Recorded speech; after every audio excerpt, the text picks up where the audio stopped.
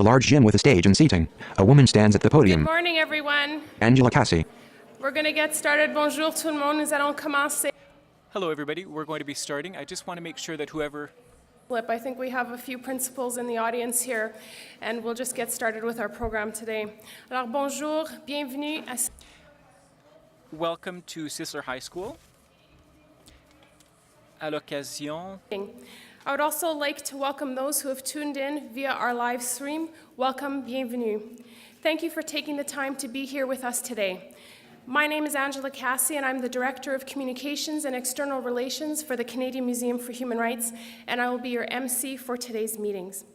I would like to begin by extending our sincere thanks to Sisler High School Principal George Heska and Vice Principal Ken Reimer for your hospitality and help with this event. Thank you.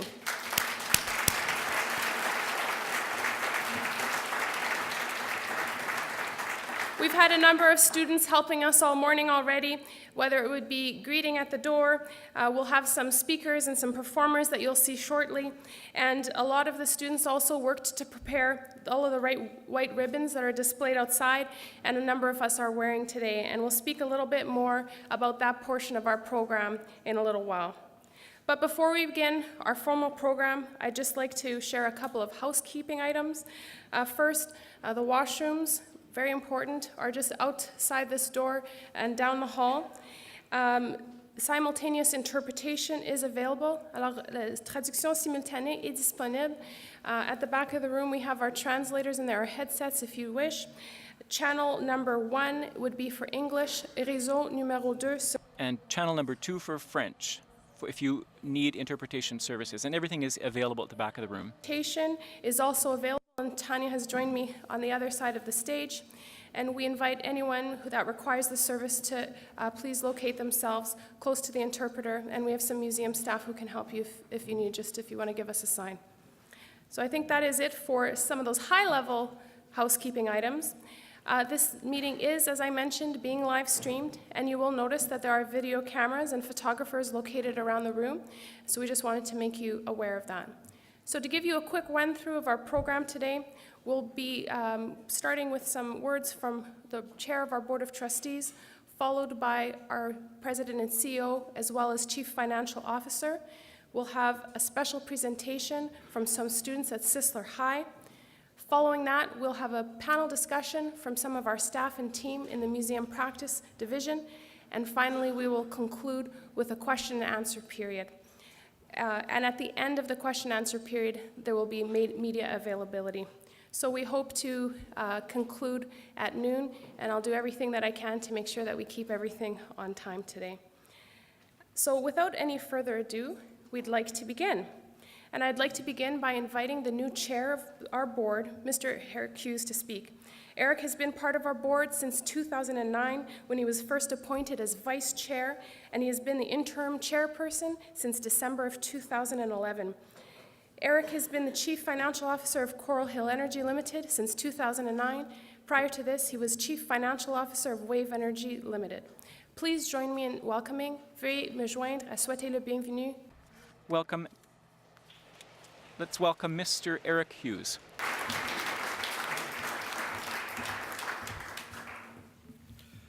Good morning. Bonjour. C'est un plaisir d'être ici. It's a pleasure to be here this morning. For the introduction, and thank you to the students at Sisler High School for welcoming us here today for our annual public meeting. C'est un grand plaisir pour moi d'être ici avec vous. It's a great pleasure for me to be here with you today. I would like to express my sincere gratitude for your interest in the Canadian Museum for Human Rights. The museum, this is the first museum that's exclusively dedicated to human rights in Canada, to the future of human rights, and to celebrating those rights. Our objective is not only to create a dedicated national forum for raising awareness about human rights, but also to help develop a new leadership in this area, both in Canada and on the world stage. As I was walking in, I noticed the moving display that acknowledges another special aspect of today, which is the anniversary of the Montreal Massacre. In my opinion, it was one of the most disturbing examples of gender discrimination, where young women were murdered solely because they were young, intelligent women. This was far more than just a tragic event. It was a tragic event not only for Montreal and for the women, it was also a tragic event for our entire country, as this individual attacked our society and our values. For me personally, at the time, in 1989, December 6th, I was 2 days away from getting my chartered accountant marks. I was engaged to the lady who is now my wife, who was a young Francophone engineer, and suddenly the getting of the marks seemed so utterly irrelevant as we saw how tragically this event unfolded. What happened to this woman became very, very real and very, very important. Personal connections make human rights real. Personal experience obviously make those connections. But education is another powerful way that those connections can occur. As you'll hear many times this morning, education is a central pillar of this incredible project called the Canadian Museum for Human Rights. So it's a natural fit that today we're holding our annual public meeting at a school. I want to tell you, the students here today, what I told my own kids when I was speaking at their high school in Calgary a few months ago. You are living in truly unprecedented moments. You are more connected, you are more tech savvy, you are more mobile, more globally aware than any other generation that has come before you. And growing up in Canada, this gives you an unprecedented opportunity not only to make a mark on this world, but to make it a better place. It truly does. We live in a world that will need your leadership. You know well there are people here in Winnipeg and around the globe that live each day facing real barriers simply because of who they are. And our job is to change that. The Canadian Museum for Human Rights is going to put new tools in your hands so that you can begin to remove these barriers. But it's up to you to use them, and I invite you to take up the challenge. Leave your mark. Show the world that as individuals, we, together as a nation, are capable of what we are capable of achieving. Today you'll hear what the museum has been doing to create a place where all people, can have a meaningful stake in tackling some of our most pressing human rights challenges. It's a remarkable time for a remarkable project. We have confirmed that our doors will open in 2014. We have completed all the major exterior construction and are now firmly focused on the inside.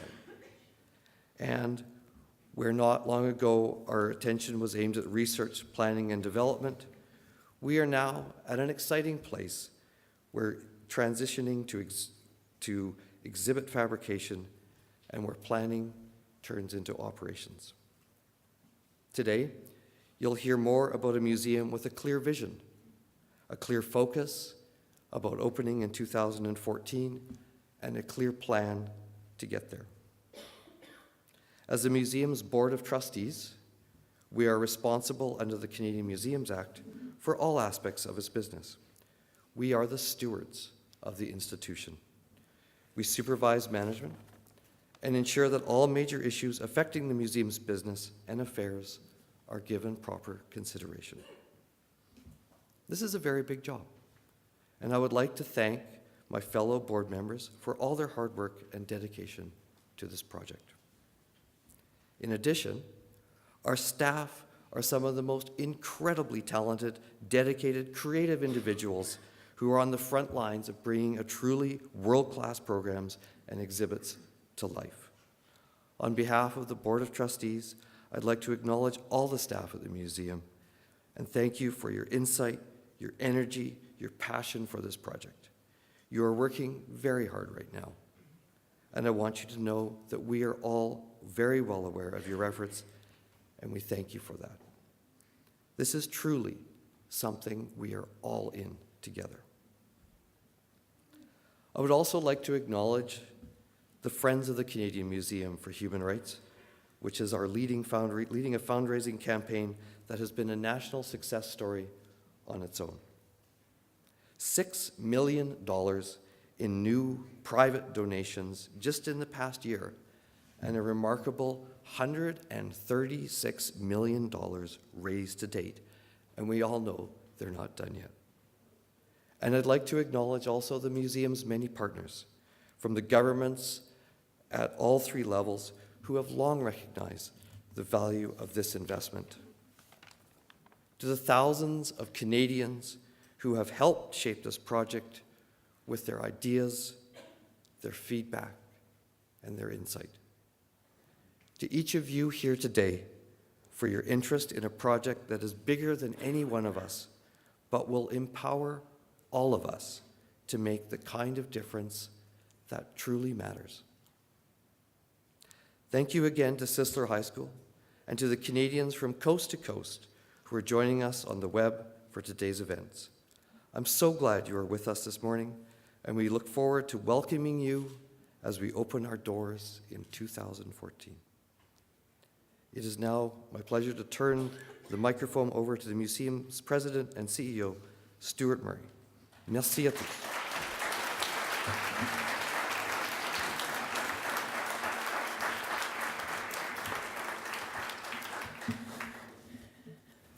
Well, thank you, Eric. Bonjour, good morning. George, I wanted to say that I think there's 79 big reasons that we should be giving you a hug today. George, I'm talking to you. George, I'm talking about you, my friend. 79 reasons to give you a hug, hey? Little inside secret.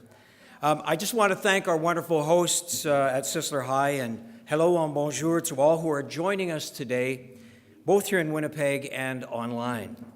C'est un grand plaisir pour moi d'être. It is a great pleasure for me to be here today with you. I would also like to express my most sincere gratitude for your interest in the Canadian Museum for Human Rights. Weekly blog, or you follow us on Twitter or Facebook, you're already familiar with some of the work our staff are doing as we work towards our inauguration in 2014. But public meetings like this are also very, very important. They're an opportunity to step back and reflect on the big picture. They give us a chance to speak directly to Canadians about the work that we've been doing over the past year and the steps that lay ahead. And let me tell you this. When I step away from my desk and think about where this museum is at today and what our team has accomplished over the past year, I am very, very proud, and here's why. The process of building a human rights museum and getting it right is complex. At every step, to do it right, it means ensuring that our decisions reflect what we have heard during our national public engagement sessions. It means ongoing dialogue with communities, human rights advocates, and academic advisors. It means ensuring that our decisions can stand up to the scrutiny and the expectations of external reviewers, and most importantly, to the high expectations that Canadians have set on us. In practical terms, this means building a human rights museum that will be a source of national pride. There's a passionate debate over how this museum will tell certain stories, and there is a debate over which stories we should tell. In fact, spirited discussions will accompany every significant aspect of this project. This is how it should be. Human rights are best defended through education and public awareness, which requires open dialogue and vigorous debate. There are many ways that our subject matter could be approached. Everyone has an opinion, some strongly so. Our challenge as the museum's leadership is to make the difficult decisions about inaugural program content, knowing there will never be unanimous agreement. If your museum was intended to memorialize or to commemorate, then it might be appropriate to focus only on tragedy. But if your museum is intended to educate, to inspire action, then you must also include examples of where action has led to progress on human rights. So you have to do two things. You have to find powerful ways to showcase the problems, to help people learn why action is essential. And you have to find powerful ways to showcase how action can yield results, to help people learn that they can make a difference. That is what we mean when we say that we're striving for a balanced approach. We're not talking about sugarcoating history or covering up abuses. We're talking about injecting hope. And we need to do that through a Canadian lens, using a Canadian perspective and ensuring that Canadian examples are included. This is, after all, a Canadian National Museum. So when we talk about positive stories, we are talking about things like Canada's world leadership on same-sex marriage legislation. We're talking about a commitment to truth and reconciliation and acknowledgements of the abuse of residential schools. We're talking about public apologies as a pathway to healing. We're talking about the rise of anti-bullying programming and an acceptance of language rights. But we will also tell stories of where Canada has fallen short. That will be essential as well. But it can't be the only thing. You cannot simply be, and we will not be, a hall of grievances. Which brings me back to education. That is the purpose of schools like Sisler High's, and it is also the purpose of our museum. Our galleries, exhibits, public programs will be designed to educate and inspire action for human rights. And we are making solid progress towards that goal. That is what gives me pride as I reflect on where we've come and where we're at today. You know, a year ago, we had a steel and concrete shell. Today, we have an architectural marvel, the exterior of our building fully formed right down to the final piece of glass. A year ago, we had some excellent blueprints for exhibits and galleries, blueprints based on a tremendous volume of consultation, collaboration, and continued refinement. But today, we're moving from planning to producing. Working with some of the most creative firms in Canada and the world, we've started the process of developing the exhibits you'll see when you first visit the museum in 2014. A year ago, we promised that a key focus of this museum would be rich public programming that would offer new opportunities to learn and talk about human rights. Today, with our doors not even open, we're already making good on that commitment. With public events like the Holodomor Lecture Series that we offered in several Canadian cities just last month.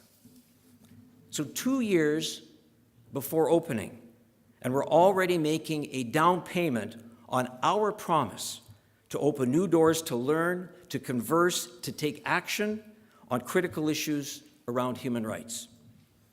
Our remarkable building at the Forks is the structure of our museum, but education is the heart and soul. We're building partnerships with schools and universities, teachers' organizations, ministers of education, human rights scholars all across Canada. These relationships set the stage for one of our most important accomplishments from the past number of months, which has been the development of our learning and programming department.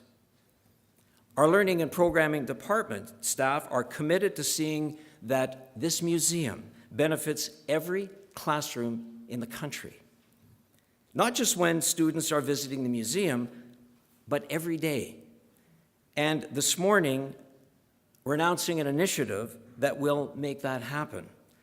I'm very pleased this morning to acknowledge the presence here today of Paul Taillefer, who's the president of the Canadian Teachers Federation, who flew in from Ottawa to join us this morning. And Paul, I think you're here, and if you are, would you please stand?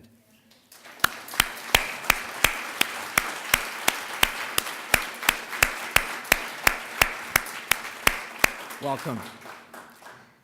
Canada's teachers are already at the forefront of human rights education in this country. They're already bringing age-appropriate learning around bullying, racism, gender, ability, sexual orientation, and other human rights issues into the classroom.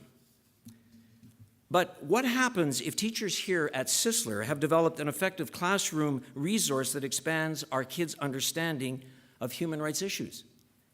Could there be a way that educators in Vancouver or Halifax or Montreal could also have access to these teaching tools?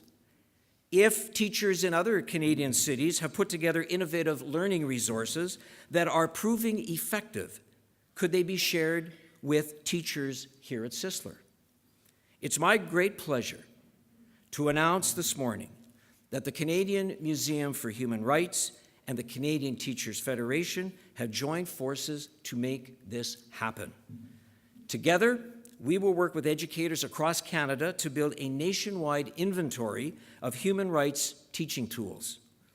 The result will be an unprecedented national toolkit for Canadian teachers, a resource that will open doors to new ways of teaching about human rights issues, and we believe will mark a new era in the way that Canadian students will learn about human rights. This is not just a great idea. It's an initiative, and it's an initiative that we're already setting in motion, and it's another clear illustration of progress at the museum. This national toolkit is another important example of ideas being translated into action and collaboration that helps us meet our common objectives. And I'd like to just thank the efforts of those involved in the learning and development programming that have enabled this program to happen while we are still under construction. That's quite a feat. And to be able to partner with the Canadian Teachers Federation, Paul, I can tell you we are just so thrilled and delighted to be your partner in this most incredible initiative. Merci beaucoup. Thank you very much. Thank you very much.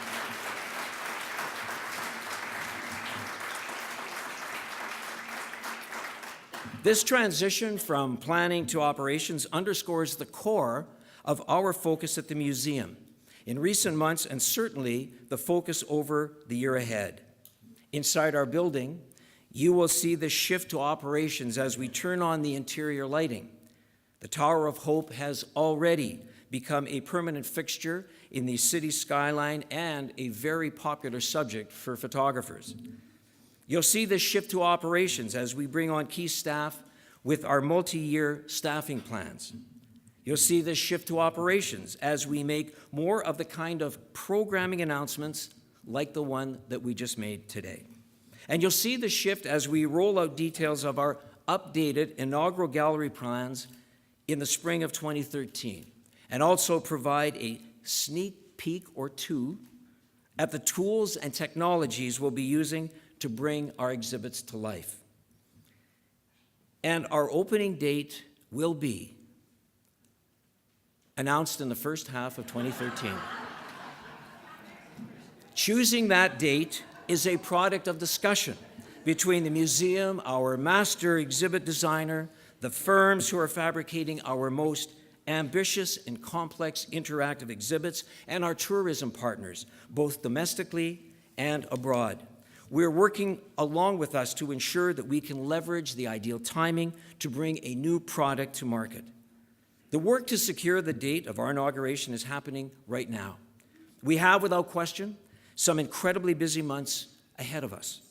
During the panel discussion today, you'll hear from people who are helping develop our content and our programming.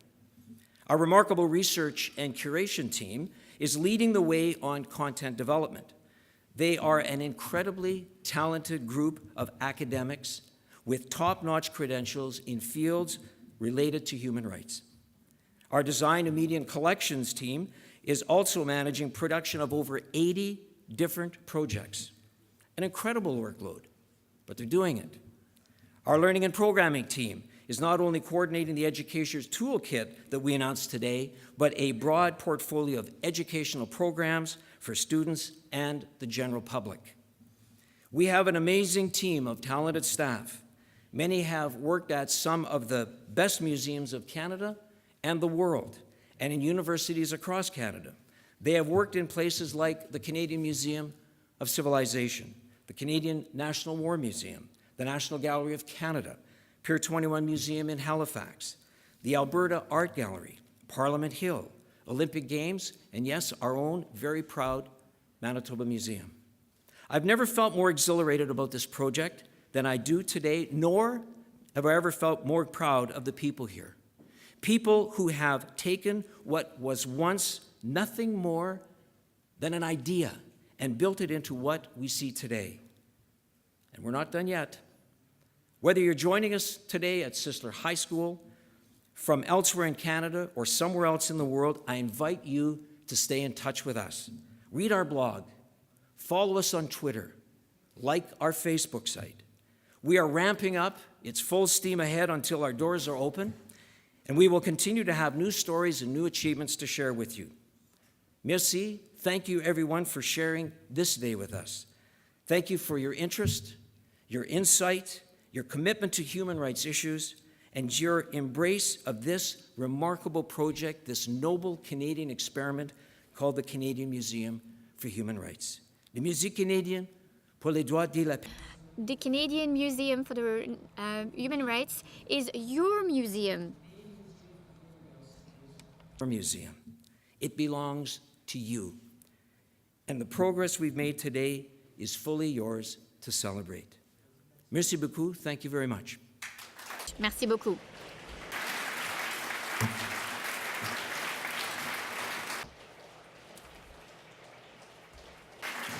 I would now like to ask Suzanne Robertson to come to the podium. Suzanne?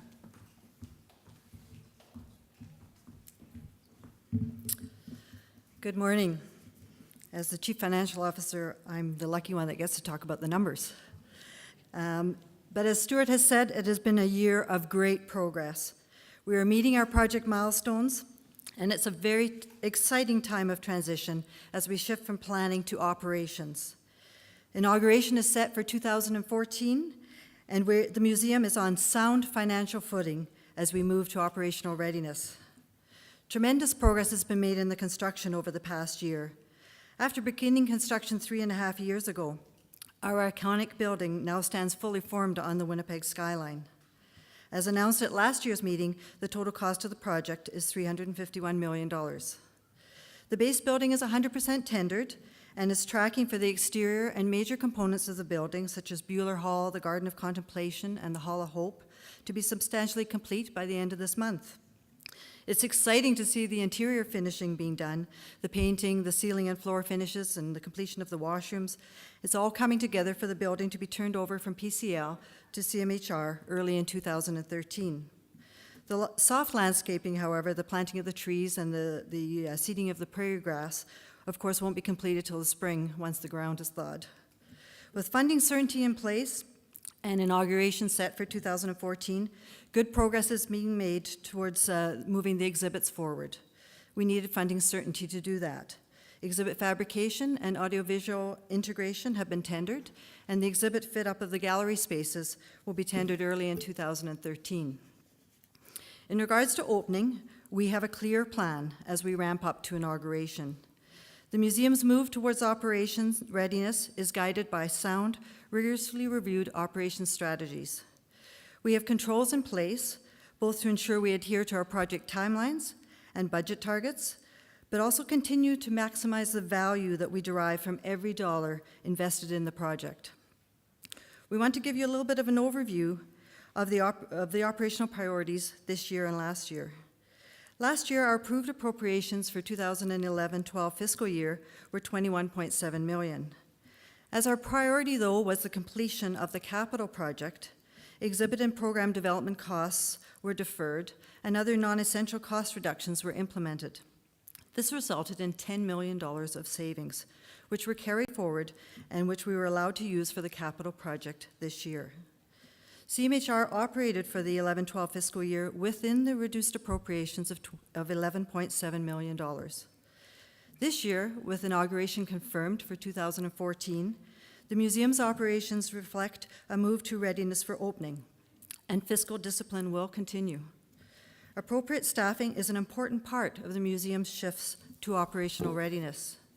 Our staffing reflects this shift to operations. For example, we are currently recruiting for a number of positions related to facilities management, security, learning and programming, as well as visitor services. Our ramp up to operations has also meant that certain projects funded in prior years were carried forward and done in the 11-12 fiscal year.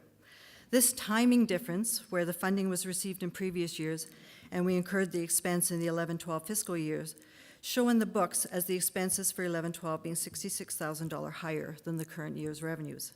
However, we will continue to spend within our allocation. The most important development in the past year, of course, was getting our funding certainty.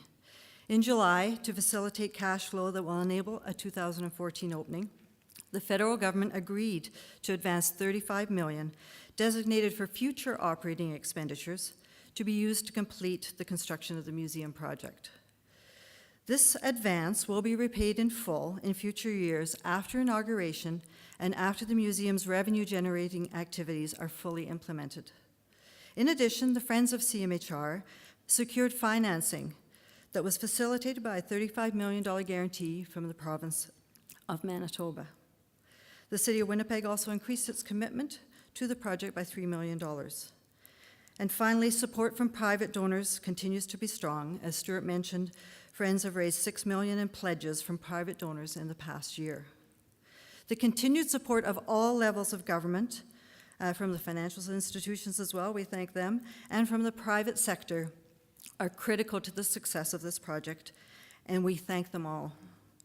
New revenue streams, however, including retail strategies and membership sales, are part of the shifts to operations. Those programs are in development now.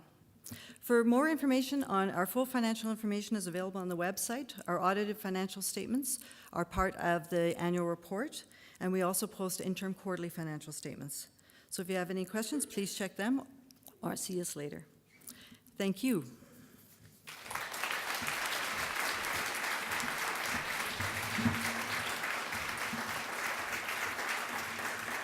Angela Cassie. Merci, Eric.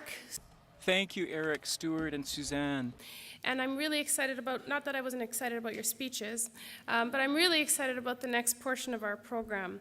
And I think some of you are wondering, why a school and why Sisler High? Did you know that Sisler is acclaimed as one of the top 10 best public schools in Canada and the best all-around high school by Maclean's magazine? Math, technology, yeah.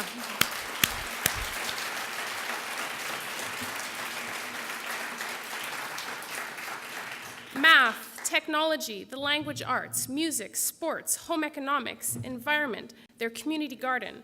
If I went through the list of the accomplishments and successes of the school, I would use the rest of our time here, and as tempting as that may be, at the end of the day, it's really striving for excellent human rights programming.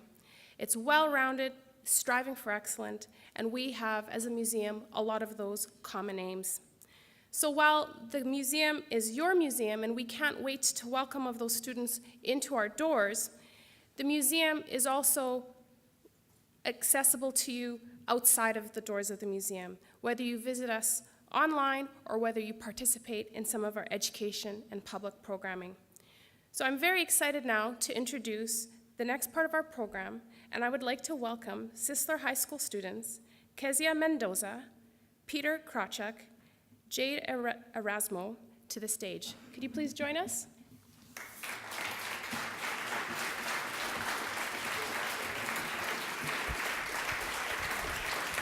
Two young men and a young woman come to the podium. The young woman begins. Good morning and welcome to Sisler High School. On behalf of Sisler, I, Keisha Mendoza, welcome all guests here today and those watching live around the world.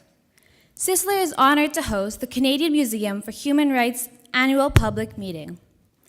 In order to serve as a positive influence on our community, our school has many student groups that promote and support basic human rights. From human trafficking to oversee educational funding, to lesbian, gay, bisexual, and transgender awareness, to supporting those devastated by war, Sisler strongly upholds the values of human rights and social justice. One of the young men steps to the podium. On December 6th, 1989, a man murdered 14 women at the École Polytechnique in Montreal. He took the lives of 14 young women in an act of hatred and violence, now referred to as the Montreal Massacre. He killed them because they were women, and only because they were women. His name became a household word after the massacre, but somehow the names of the 14 young women were forgotten.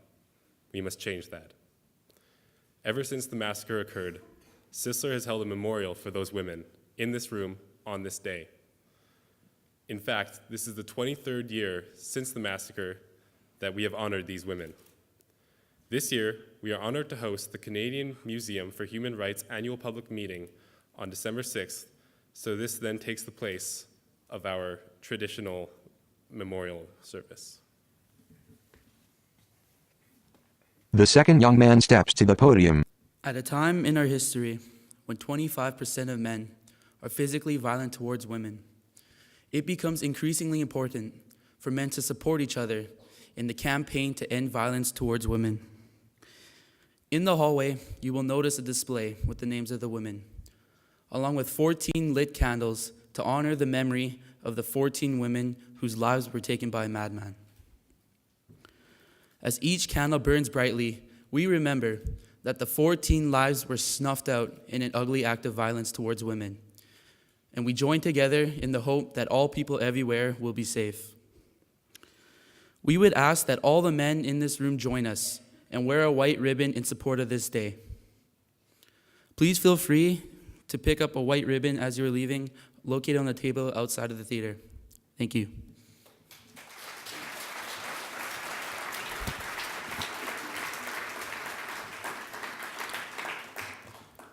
With the completion of the Canadian Museum for Human Rights approaching, we, along with the City of Winnipeg and the Province of Manitoba, join together in the excitement. We hope this museum will become a national and international meeting ground to educate the importance of human rights and initiate positive momentum towards ending discrimination and oppression. With that being said, I would like to introduce Sisler's High School's very own dance troupe, Sisler's Most Wanted. Yes.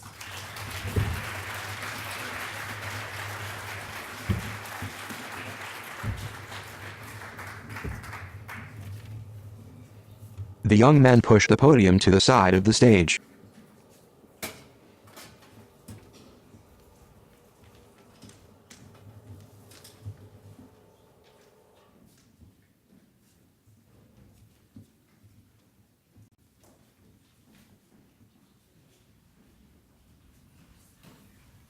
A large group of students dressed in red costumes enter the dark stage.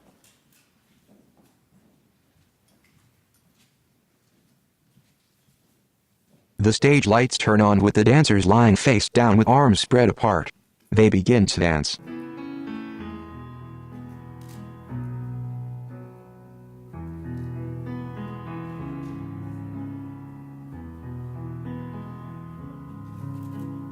Heard there was a secret chord that David played and it pleased the Lord. You don't really care for music, do ya? Well, it goes like this: the fourth, the fifth, the minor fall, the major lift, the baffled king composing hallelujah. Hallelujah, hallelujah, hallelujah, hallelujah.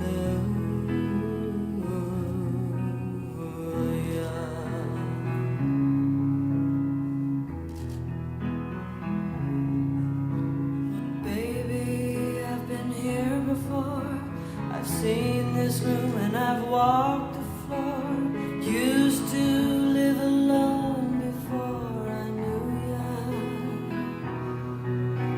I've seen your flag on the marble arch. Our love is not a victory march, it's a cold and it's a broken hallelujah. Hallelujah. Hallelujah. Hallelujah. Hallelujah.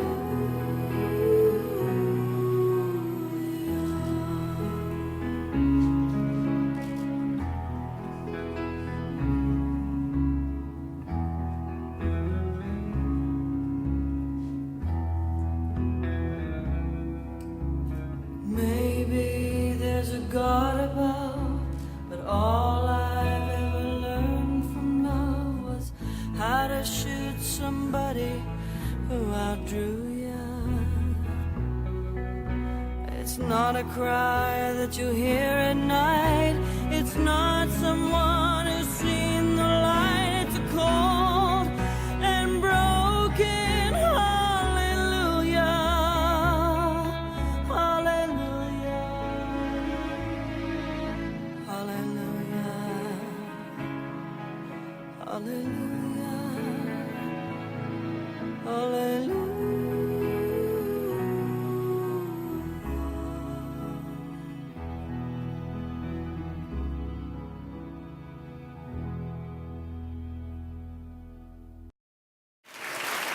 The audience stands and applauds.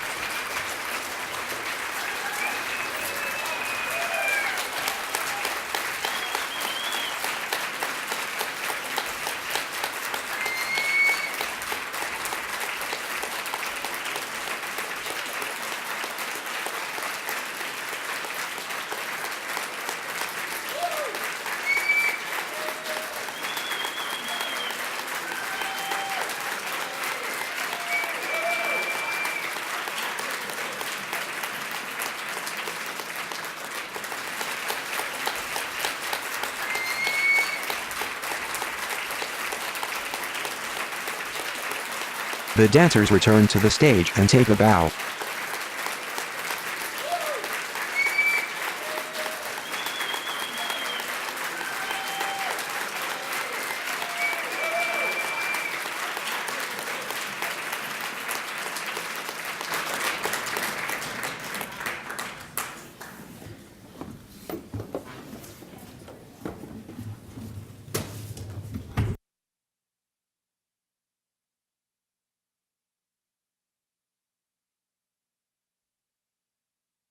Angela Cassie returns to the podium. Well, I think we understand why that group is called Sisler's Most Wanted. And I just want to acknowledge Melanie Echthaid, who helped choreograph and work with the students in the development of that beautiful piece. Thank you, Melanie.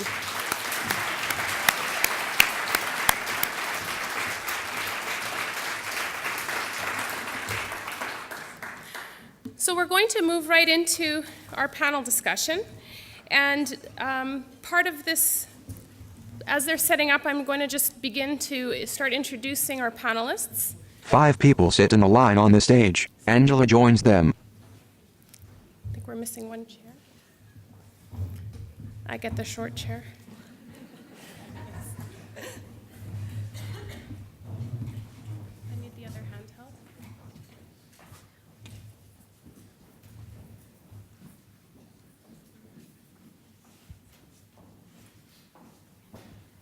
That's kind of tough to follow that up, eh? Do you guys want to try dancing? Come on.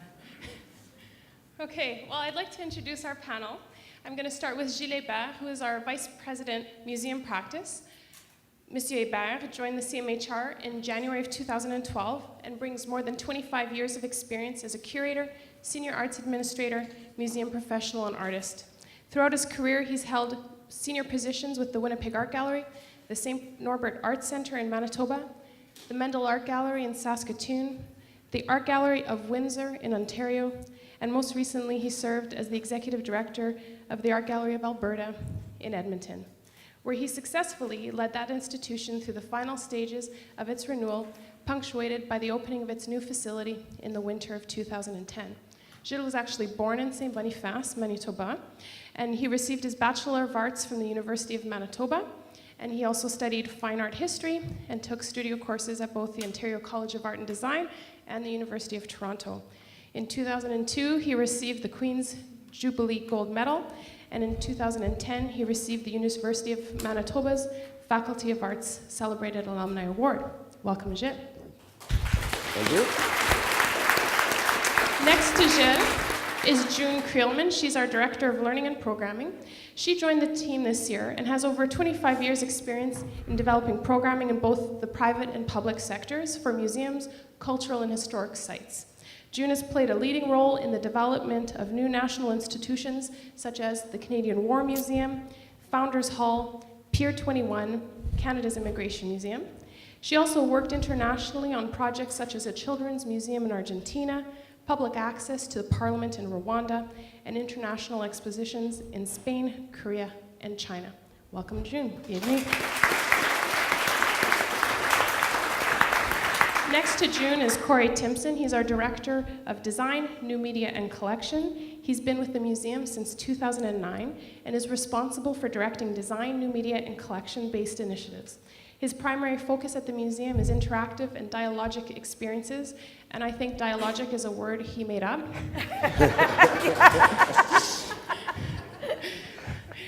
And it's really about the experiences between and amongst visitors, both online and on-site. Corey has a BA in law from Carleton University and a postgraduate diploma in interactive multimedia from Algonquin College of Applied Arts and Technology. And prior to accepting his role at the Canadian Museum for Human Rights, Corey spent 8 years at the Canadian Heritage Information Network and Virtual Museum of Canada. Welcome, Corey.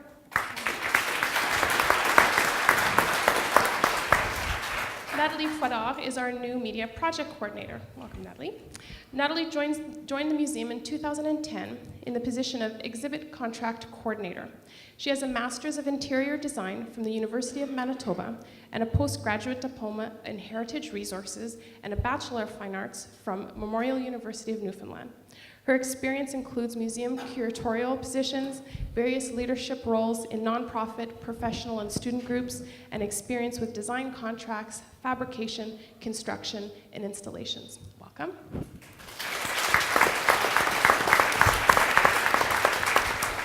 And last but not least, I'd like to introduce Dr. Travis Tomchuk, who's one of the curators researchers at the Canadian Museum for Human Rights. He's been with the museum since January of 2012. He completed his PhD in history at Queen's University, and prior to that, he received a master's, or obtained a Master's of Arts in History from the University of Manitoba. Throughout his academic and professional career, Travis has gained a strong background in both research and oral history methodologies. And in his role at the museum, Travis conducts research for exhibits that focus primarily on Canadian human rights journey, issues, and related subject matters. So welcome, panelists. Welcoming ourselves. Okay, the panel's over now, thanks. Okay, so we're just going to start with Gilles, and I'd like you to talk a little bit, we hear a lot about this term, Ideas Museum. The Ideas Museum. What is that? Well, you know, it's actually kind of shorthand. It makes it easy for us to try and explain how we are approaching the development of what is absolutely the most ambitious cultural project in a generation in this country. When people think of museums, they generally think of objects and labels that describe the objects, and those objects are usually collected in rooms that we call galleries, and there's a thematic, and those are the accepted strategies that people expect when they hear the word museum. We will have objects and we will have artifacts, but we will also be using other strategies to tell stories. And again, when you talk about a museum, you don't often think about it in terms of taking action, dialogue,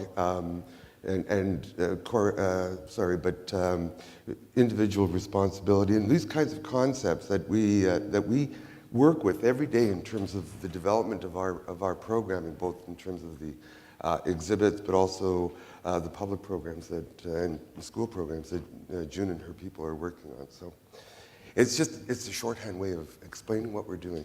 Okay, so from now on, we'll just say Ideas Museum. Just ideas, yeah. Okay. So, but what does that mean at the end of the day? What will someone experience when they come through the doors? Well, we're using all kinds of strategies to tell stories and to engage our visitors. And part of it will be, of course, the digital technology piece and the public program piece.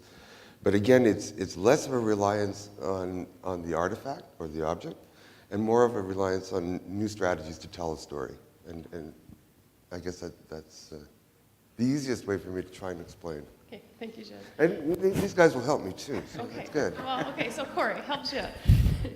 Can you talk a little bit about what you think technology and human rights, Right. what do you struggle with every day when you're trying to bridge those two things? How much time do you have? How much time? 2 minutes. I think when we think about technology in the museum and how we're employing it, it's actually, it couldn't be a better fit than given our museum subject matter. So I think leaning on what Gilles just spoke about, the idea museum, our subject matter is conceptual. It's a concept, it's an idea. And I love this quote that I've been using for about 12 years by this experienced designer, Nathan Shedroff, who says the most interactive experience you'll have in your life is a great conversation. So, you know, human rights, conceptual, a lot of different interpretations and perspectives on human rights. And when we think about the role of media and technology, we think about how can that be a facilitator of the conversation. A throwback to our mandate of encouraging reflection and dialogue. When we employ technology, be it a game, an app, a table, your mobile device, the website, we're employing it in such a way to try and facilitate that dialogue, to encourage that communication and to deliver stories. So that's, I mean, it's a chance of a lifetime to work on a project like this. It's why I moved to Winnipeg to work on this project. And you know, it's just got such a great fit between our subject matter and what technology can do. Okay, but I mean, I can barely work my BlackBerry most days, and I refuse to even try the iPhone. So, you know, First of all, there are a lot of people like me who, you know, you say technology, and right away I think I'm going to struggle my way through the entire museum, and I won't know how anything works. Can you talk about that a little bit? Sure, and first of all, congratulations for admitting that in public. But I mean, this is only the technology piece that I was talking about, and the way to build a proper program or great exhibits means they have to be multifaceted. It has to be like an onion with many, many layers. So we have to have passive experience where people read, watch, and listen. We have to have active experience where we ask people to do something. We have to have interactive experience where we build some kind of reciprocal relationship between the museum, the visitor, and visitors. Immersive environments we'll have in the museum that are multisensory. So, you know, no one should be hung up on, wow, this is going to be a high-tech museum, I'm not going to be able to operate. There will be absolutely something for everybody, irrespective of ability, and I think Natalie will talk a little bit about that. But, you know, this is why we're working with arguably the world's largest exhibition design firm. They're pros, and we have great staff to help them out as well. And it's not just about the technology, but the technology will be one of those layers of the onion that provides a full, well-rounded experience for all of our visitors. The mechanism of delivery, yeah. Yeah, thank you, Corey. And maybe you want to just build on that a little bit, Natalie, because Corey mentioned accessibility and the museum. Could you touch a little bit on your work there? Sure. Sorry, I'm not quite sure how far away I need to hold. Can you hear me okay? Yep. Okay. So the museum has created the Inclusive Design Advisory Council. I've seen a few of the members out here today, actually. And the reason that we created this group, it's comprised of 8 people from across Canada with varying levels of ability and expertise related to inclusive design. And we've created this committee so they can advise us on what we can do in our exhibition and program and to create the best experience for all of our visitors, regardless of their level of ability. Right now, we're closely looking actually at all of our areas of our exhibits with them and looking at where we can implement ASL, LSQ, closed captioning, open captioning, just what would be most appropriate to use in what instance. The museum is actually in a really excellent position because we're building everything from the ground up. You know, we're starting from scratch, and a lot of institutions don't have that wonderful opportunity that we have. So when you're talking about accessibility, though, is it really just about how you get to use the exhibits? No, it's the museum. We're really committed to, for all of our visitors to be able to have a rich, fruitful experience, an educational, just a really rich experience. So we're just looking at ways that we can basically do that for everybody. Yeah. Yeah, thank you. So Travis, as a researcher, you're involved in the development of the content of the inaugural exhibits. What's the most interesting part of your job? I would say for me, the most interesting part is doing the actual research. Quite a history nerd, so I enjoy reading books, reading articles on various human rights subjects as they pertain to Canada, because that's my specialty. And the other thing too is having a background in Canadian history, I have a pretty good sense of a lot of the human rights issues that we're featuring in the gallery I work on. But at the same time, for the ones I don't know very well, I get a chance to actually go a bit deeper into that material, and I learn fascinating things. For instance, sleeping car porters, a job that if you were a black man in the early 1900s, right up until 1960, that was generally, because of the discrimination you would have faced as a black man, that was probably the best career option open to you. However, we're talking about gentlemen who have university degrees in a lot of cases doing that kind of work. But the discrimination they face in the workplace if they work sleeping car run from Toronto to Winnipeg, that was 72 hours of nonstop work. They were constantly on call. They didn't have much in the way of breaks. They were not provided with sleeping quarters aboard the train. They had to pay for their own meals while working out of their own pockets, as was the same case with their uniforms. And also, when they did eat meals in the dining car, they were only allowed to eat at particular times when there wasn't going to be a lot of the white passengers present. However, if some white passengers wanted their breakfast rather early in the morning and they came onto the dining car while black sleeping car porters were present, a curtain was drawn around the black sleeping car porters so white passengers would not have to see them. The way black sleeping car porters addressed this issue was to form their own labor union to fight for changes in their workplace, to fight the discrimination they faced. But they had to develop their own union because at the time white unions were not open to having black members. So that's an interesting story that has links here in Winnipeg as well. So very often, though, when we look at it on the surface, what you're saying is you can look at it as discrimination, but what you're starting to peel back using Corey's onion reference is making those connections and those human rights links to the surface. Absolutely. Okay, thanks for sharing that. So June, what are you going to do, or what do you do every day? What are you up to? I'm the Director of Learning and Programming, so I'm the one who gets the really great job of, me and my team, of course, building a really rich program activities. And today we're here in your school. I'm looking at you students from Sizzler, but we sure hope when we open you're going to be in our museum. And there's a place in the museum that's reserved for students. Like we have classrooms. Not that it's going to be a normal classroom. Like you're going to be able to do fun things there. And we're going to be having a whole suite of activities in the classroom and in the galleries and different themed experiences. And it's going to not just be for high school kids. We're going to have something for everybody, like starting maybe even in kindergarten, grade 1, and all the way up and into university. So we're developing a whole range of programs for school groups, those who can come, and of course, we'll bring things out to those who can't. And who are you working with as external partners? We heard a little bit about our exciting announcement today with the Canadian Teachers Federation, but are there other partners working along with you? Oh yeah, we're working with, of course, Manitoba teachers, departments of education all across Canada. But we have other partners too. One of our landmark programs that we want to develop is a national student program where we bring high school or university students to Winnipeg maybe for up to a week, and they're going to have rich programming in the museum, but around Winnipeg themes. I mean, our Indigenous history, the Winnipeg General Strike, women's rights. And so we're working with partners like the Asper Foundation and Rotary International and Encounters with Canada to try to make that possible. Thank you. And what if, for some of us who may have finished high school a few years ago, okay, Okay, a lot of years ago.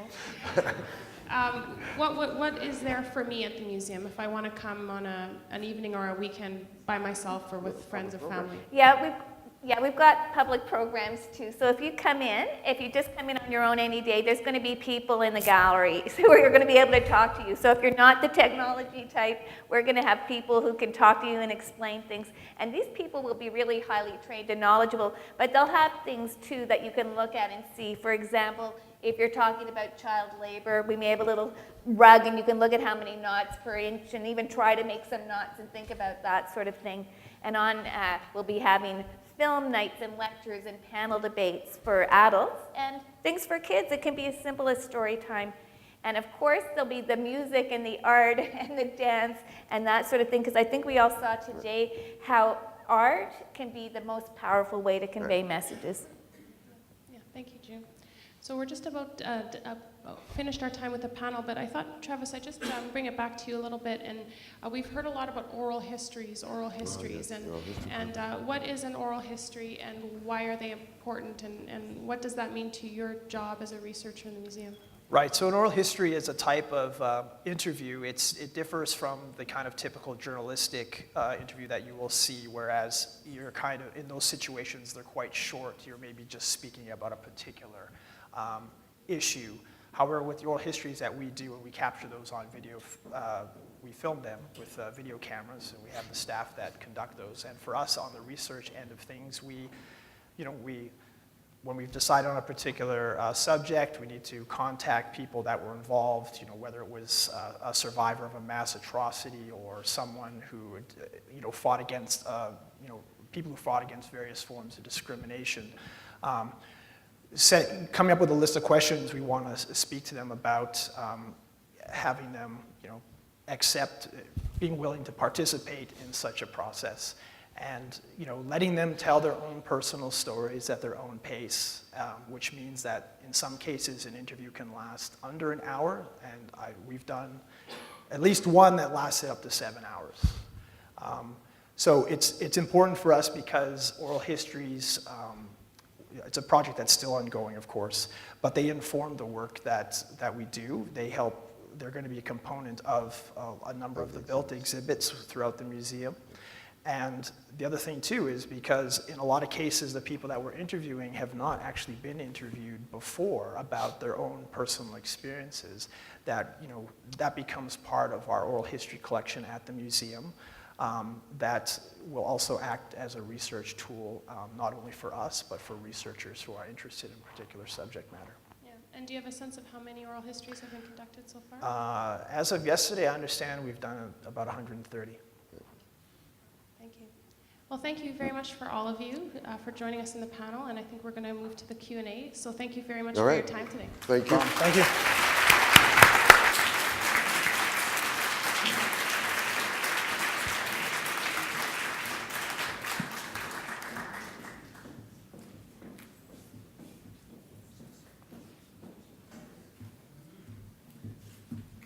Okay, we're going to move to our question and answer period. Nous allons commencer avec notre période de questions. We are going to start with our question period. A lot of our students from Sisler need to get back to their regular schedule of activities. So we actually had offered an opportunity for a few of the students to ask questions. And what I'll do is provide an opportunity. And I just want to warn you, there may be a bell that rings in about 10 minutes. That means the students need to go. Everyone else, you can stay put. You're not free yet. But why don't we open the floor to the back of the room, and if you want to direct the questions to me, and we have our team of in front here, and they'll, depending on the nature of the question, help us to respond. So Lise? A young man stands to ask his question. Hello, my name is James Wilson, and I'm a grade 12 student here at Sisler High School. And my first question is, given that the current Ukrainian government has officially reversed their position of the Holodomor genocide, that it did not happen, what is your position? Like, how do you guys see this? Okay, so I think that's a Clint question. Dr. Clint Curl, who's head of stakeholder relations, as well as being a researcher and curator with the museum. Sure, good morning. That's a good question. First of all, I think we need to talk a little bit about what is Ukraine's official position. In 2006, Ukraine passed a law which recognized the famine in 1932-33 as a genocide. I'll read you just two articles from that, from that piece of law. The first article states, the Holodomor of 1932-33 in Ukraine is genocide against the Ukrainian people. And Article 2 says, public denial of the Holodomor of 32-33 in Ukraine is considered the desecration of the memory of millions of Holodomor victims, the humiliation of the dignity of the Ukrainian people, and is illegal. So this is in 2006. In 2010, then President Yanukovych made a public statement that the famine should not be considered genocide. And I think this is what your question is referring to, because it was a common tragedy of the Soviet people. So you have a situation in Ukraine today where you have a law on the books which has never been repealed, which identifies the famine as genocide. And then you have a statement by the head of state which says that it was not genocide. So what is the official position in Ukraine today? And the answer is confusion about this point. Now, to the extent that Ukraine today, the Ukrainian government is committed to the rule of law, to that extent, the law is the official position. So I think we're in a situation of confusion right now regarding Ukrainian thoughts about the status of the Holodomor as genocide. Nevertheless, your question is about the Canadian Museum for Human Rights. And here I'm very pleased to reassure you that our museum aligns with the Parliament of Canada, which in 2008 recognized the famine in Ukraine in 1932-33 as a genocide. And in fact, I think it's a very important story for our museum, and we have a number of exhibits which will deal in great detail with the Holodomor. Thank you. The young man stands to speak again. Are you the keeper of all the questions? I have a second one. Okay, go ahead. All right. Given that gender identity issues are becoming a topical issue in human rights and social justice, what exhibits and education is planned for these topics? Okay, so gender identity. Okay. Sharon Riley is our Acting Director of Research and Curation. Gender issues right across the board were identified in every way when we did our cross-country evaluation of what people hope to see in the museum. They came up in our research with experts in the field and with activists in the field, in our own curatorial research. So every aspect of gender, human rights, from violence against women and equity issues to questions of lesbian and gay rights, bisexual rights, and transgender rights. So it's very important to us to address all of these issues. And our plan is to look at gender issues across all of our galleries. In fact, we have 10 different galleries. And I think that gender issues comes up in every single one, and in many cases more than one time. Specifically with regards to gender identity, we have two elements in our Canadian galleries, one of which is going to look at legislation protecting gender identity, and another which is going to incorporate oral histories and research with activists and members of the community to look at the experiences of transgendered and gay and lesbian and bisexual people. We're going to be looking from as Stuart was saying earlier, from positive stories about this, like in the Indigenous community, the respect and regard with which two identity persons are going to be interpreted, right through to the experiences of homosexuals under Nazi Germany. We're going to be looking at legislation and when legislation was passed to protect people, individuals, and we're going to be looking at activities that people engage in to bring greater awareness and to make change. We're going to be looking at bullying. We have one exhibit toward the upper levels of our gallery, which is going to be a full map of the world and which is going to look at cross-cutting issues and look at those in many different countries in all parts of the world. And one of the first issues we identified to be looked at there was that of gender, with all of those manifestations. And further to the things that Corey was saying about the way our exhibits are going to be digital, this is going to be a digitally fed exhibit that can be changed and upgraded and made current practically on a daily basis, if not a daily basis. So this is some place where we're going to be able to look at the struggles going on internationally in this regard and many other issues and keep focused on that. Thank you, Sharon. Another young man stands. And I know the bell is going to ring, so if it rings, just pause with your question. We'll let it ring, and then we'll let you continue with your question. So please go ahead. My name is Bradley Rogowski. I'm 11th grader at Sisler High School. What are the economic consequences of genocide, and how does it affect culture? Good question. Clint?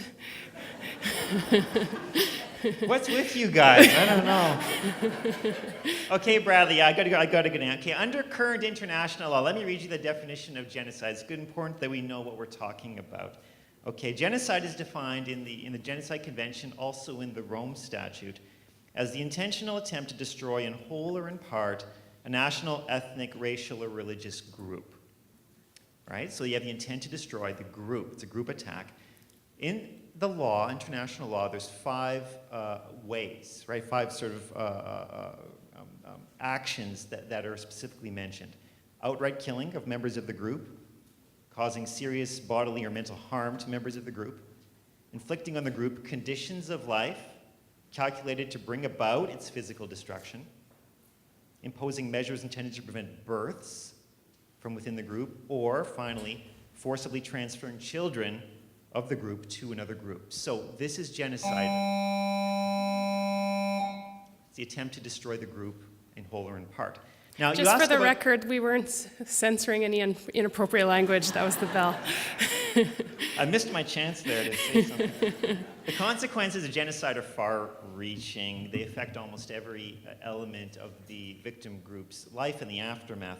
Raphael Lemkin, who's the jurist who developed the concept of genocide in the 20th century, argued that one of the standard techniques of genocide is to attack the economic basis of the target group. So, for example, seizing businesses or properties, or excluding members of that group from certain professions.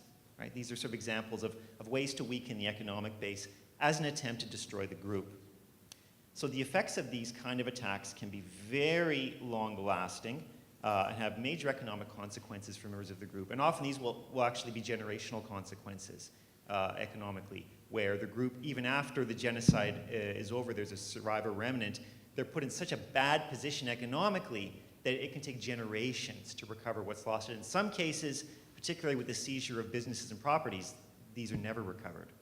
You also asked about culture. Lemkin also identified cultural attacks as pretty standard technique of genocidal perpetration. So, for example, the destruction of religious buildings or sacred sites, desecration. Or, for example, the marginalization of language. Or even, we could say, for example, the targeting of poets, writers, and other cultural leaders. And these are quite common in genocides. Those cultural attacks occur as the group is being attacked. And of course, as well, you have major long-term ramifications from those kind of cultural attacks. And you know, one of the things about genocide is when you have that cultural loss, not only the victim group is hurt, but the whole world is hurt. It's sort of like a situation of biodiversity where you're getting certain life forms that are eradicated. It affects the whole ecosystem. And it's the same way with the cultural life of the world. When one culture is marginalized, destroyed, dismantled, all of us are impoverished by that. These destructive effects of genocide become current human rights issues, which is one of the reasons why our museum is tackling the subject of genocide, because while it's history, it's also current events. And human rights can be an effective tool for groups to begin to reconstruct their lives, their economic and cultural lives in the aftermath. And so this is one of the reasons why we've got lots of exhibits looking at this subject. Thank you. Thank you. Thank you, Clint. A third young man stands. Hi, my name is Ren Sousa. I am grade 12 in Sisler. And my question is, given that the Manitoba government recently recognized transgender rights in our charter, what plans do you have to address the issues of the LGBT community, especially in regards to gender-neutral or unisex bathrooms, facilities in public access buildings? Okay. Suzanne, responsible for the building as CFO, could you answer that? Hi, sure, thank you, good question. There are many public washrooms in the museum, and we have made provision for unisex or gender-neutral washrooms within the facility, so we are providing that. Thank you. Thank you.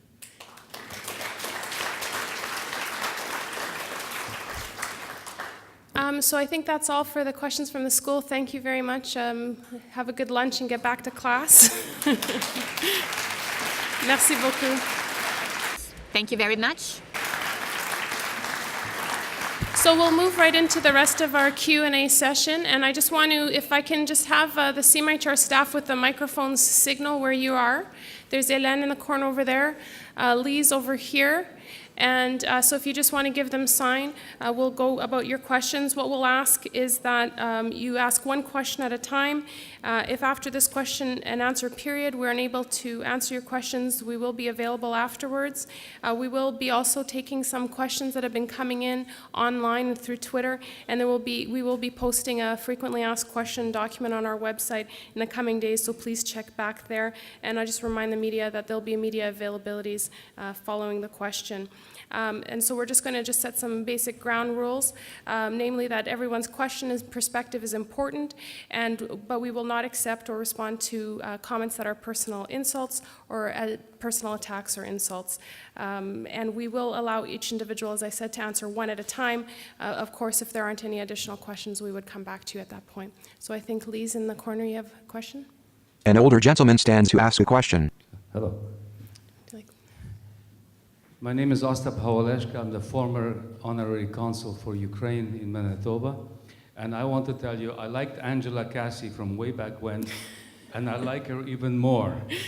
Because if she can't operate the BlackBerry, let me tell you something, she's my type of lady. Because I need assistance with getting this DVD operating in my own house. So my grandson does it for me. Anyway, I'd like to, we talk a lot of things here, and I think there's been really a lot of good steps forward taken by the museum over the past number of years.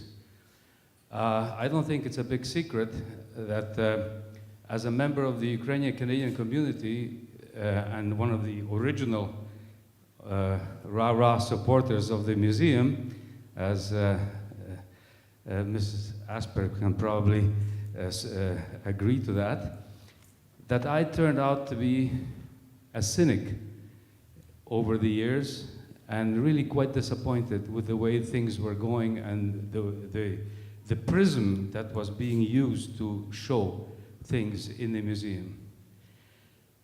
I would like to say that the most recent statements from the museum are a big step forward in addressing these kind of problems. Particularly, I like some of the comments of Mr. Murray, where he mentioned that we're looking at it through a Canadian prism, Canadian viewpoint, which I think is what it should be. It's a Canadian museum.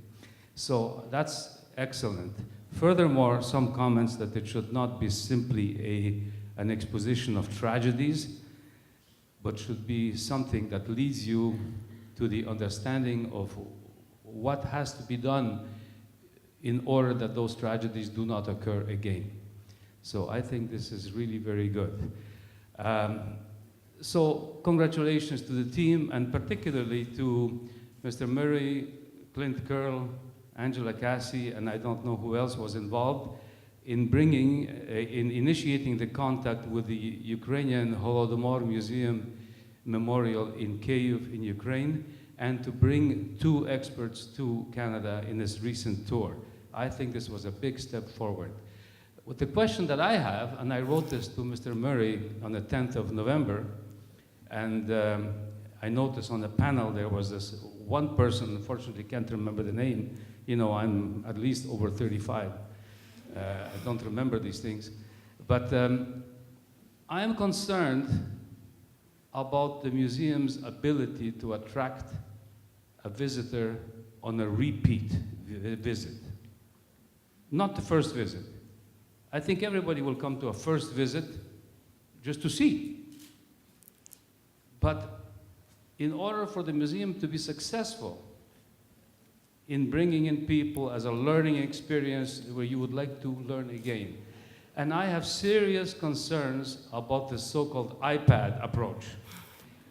I call it iPad approach. In my letter, I wrote that this looks to me like a CNN United States election presentation.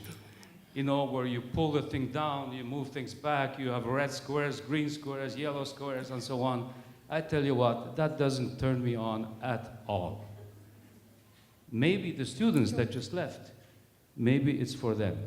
So I really would like to have that aspect to be looked at. Okay. Maybe I'll ask Stuart to start, and maybe Corey or Gilles if you'd like to add. Stop. Thank you so much, and thank you for not embarrassing me, because we talked privately about answering your letter. You know I'll answer it, and I thought you might bring it forward today, but thank you so much, and thanks for your comments. You know, the fact of life is, I think that a question was asked about this being an idea museum. I think it speaks really to your point specifically, and it's not just about the utilization of the individual using technology. It's about the museum using internal technology to be able to deal with the iterative, ongoing issues that happen today around human rights. So we're very aware that this is not a museum that is going to use technology to alienate, because I appreciate your comment, and there's a lot of visitors that will feel that way. So we want to make sure that it's a very welcoming experience. But we will be using, not so much as an individual having to figure out the technology will come to you, but we'll use that to make this a very iterative, creative, ever-changing opportunity, because, again, our mandate is to ensure that we look at issues that are happening in Canada and worldwide to bring those to our visitors. So you'll never, ever have the same visitor experience once. I don't know, Corey, if you want to add anything on that? You know, I always ask them upstanding, this guy. Corey Timpson. I'd just like to reiterate also that a good friend of mine is the VP of Technology at the Museum in Washington. And it's a very, very technology-heavy museum when you compare it to other museums. But he gave me a quote once, and he said, "The best experiences in our museum are the people on the floor." And so as someone who's largely responsible with my colleague Chris Rivers, the Director of IT, for ensuring technology in the museum, it's by no means your experience does not rely on that. It's what can the technology do to facilitate, should you choose to use it. But it's really about building a multi-sensory, multifaceted experience. And we're in a situation where we can take advantage of the maturity of the technology domain to use it really wisely and smartly and cost effectively, but it is by no means like a crutch that your museum experience will have to lean on. And I mean, I think June as well touched a little bit about learning and programming earlier, and the use of theater and arts and music as powerful ways, and those are some of the elements that would encourage you and provide you opportunities to come back to the museum as well. Do we have another question over here? A young woman stands to ask a question. Good morning, my name is Jess Turner. I'm co-chair of the Manitoba League of Persons with Disabilities. My question is twofold. Canada, and more so the province of Manitoba, has a long-standing and rich history related to the disability rights movement. How will this history be showcased at the museum? And I think we can all agree that disability affects everyone. And so how will this subject matter be intertwined with other aspects of human rights? Okay. I'm going to ask Sharon Riley, Acting Director of Curation and Research, to address that question. Well, as Natalie said from the stage, we do have our Inclusive Design Advisory Council, which began really as a group of people who would help us to think about making the facility accessible for persons of all kinds of abilities and levels of abilities. But that committee has actually started to become something else because we've been talking to them about the exhibits that we have planned and the research that we're doing. And they are, in fact, advising us at this stage on talking about disability rights in our exhibits. We're also working with other groups across the country in planning these kinds of exhibits. So we have, I gave a presentation to our IDAC committee back in March, and for that I was asked to point to all of the different places we have planned so far where we're actually going to be addressing disability rights, and the number was really very good. There were a good number of exhibits that are planned, including one of our story niches, which is in the Canadian Gallery, which is a small exhibit area. We have 18 of these surrounding the perimeter of that gallery. They're 8 foot by 8 foot by 8 foot square. And for that space, we've been working with the Ryerson Institute of Disability Rights in Toronto and preparing an exhibit on that area. We've also been involving our oral history research in this capacity. So it's a very important issue to us. It's one where we want to keep growing and learning and changing our exhibits up to, again, tackle emerging issues and issues that we can't cover off on day one because we can't cover every single issue that we want to from the whole range of human rights concerns. So it's very important to us, and we definitely are working toward that. Thank you, Sharon.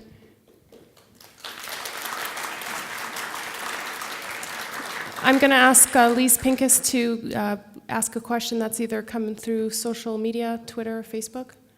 Yeah, so this message is from Pamela on Facebook.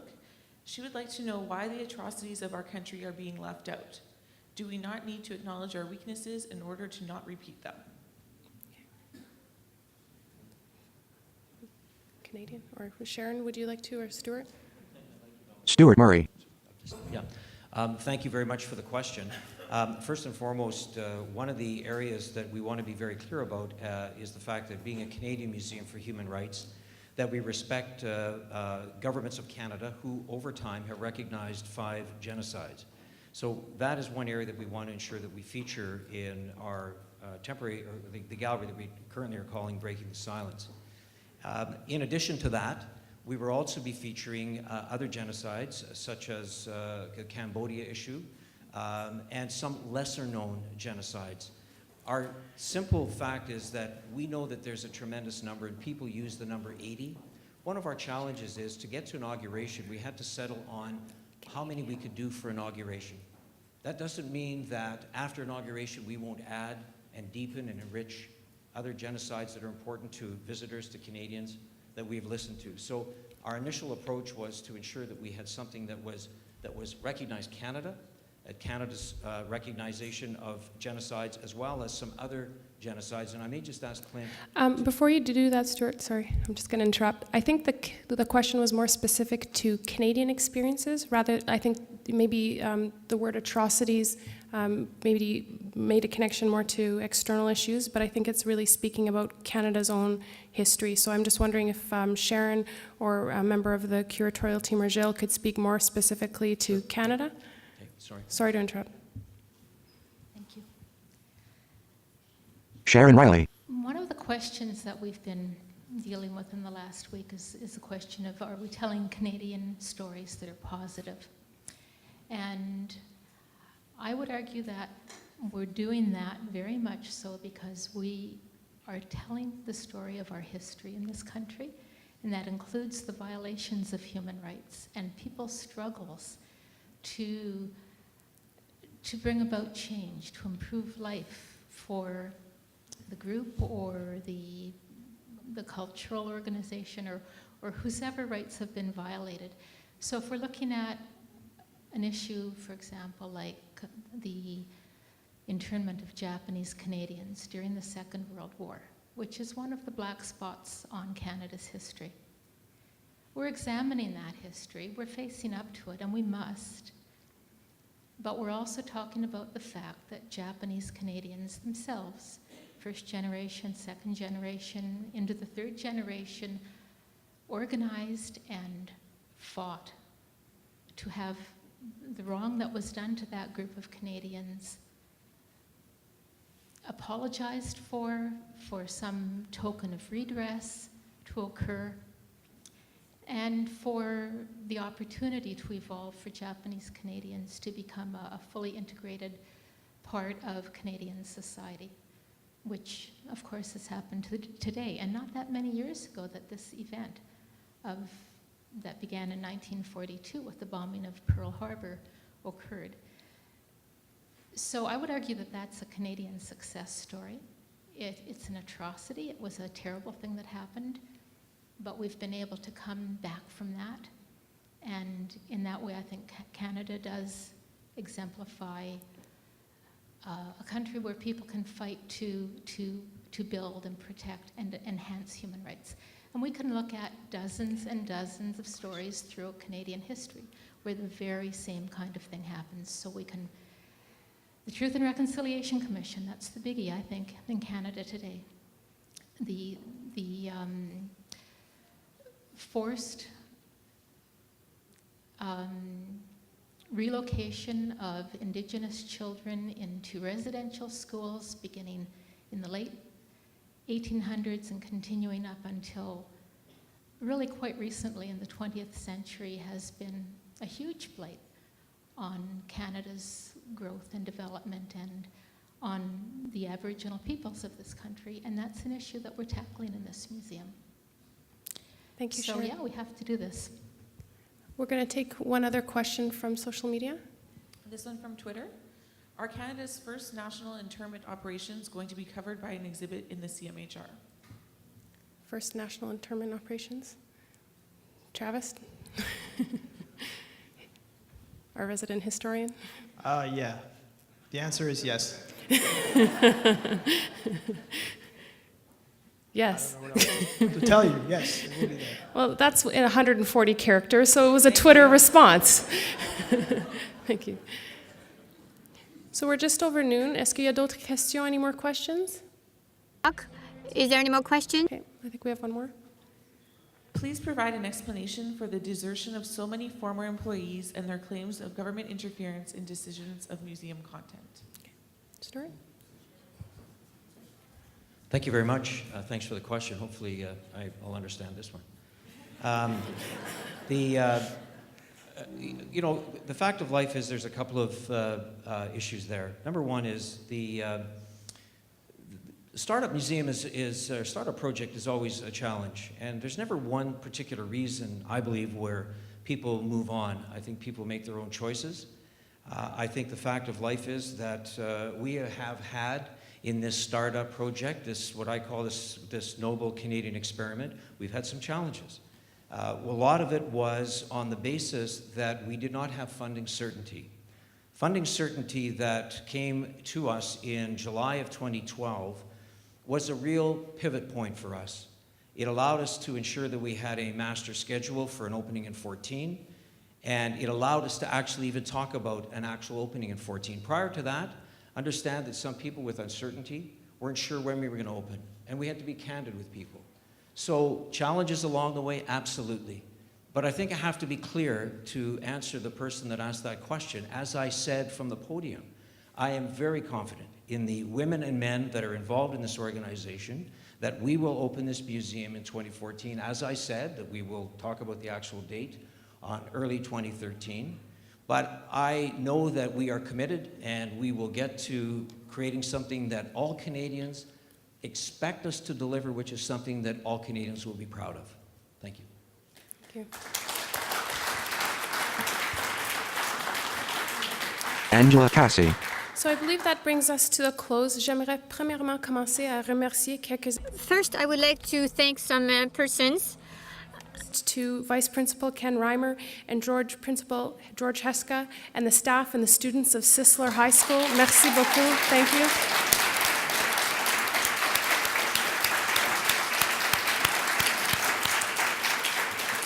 I would like to thank all of our speakers today, as well as the translators in the back of the room, our ASL interpreter, Tanya. Thank you very much.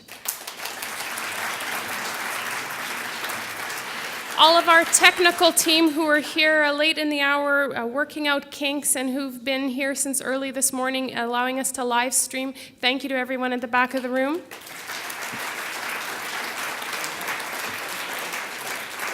Scott and Caroline here at the side of the room who've been following everything on social media and have been live tweeting and following us on social media. Shresh, Jessica, Aaron, Scott, and Jatinder who've been helping us with everything IT related. Et parce que j'ai le microphone. And because I have the mic, I also want to take a minute to thank my team. Lindsay, Maureen, and Amy. It's been a challenging year. It's an exciting project, and it's a pleasure and an honor to work with each of you. So thank you for everything that all of you have done to make today and the last weeks and the last months fantastic time at work. Thank you, guys. Merci. Thank you, Maureen. Thank you very much. You're all great. Our board, to the rest of the CMHR team, to our friends, both from the Friends of the Canadian Museum for Human Rights and everyone who joined us, merci pour avoir pris le temps. Thank you very much for taking the time. To the Q&As here at the front of the room, thank you very much. Drive safely. Have a great day.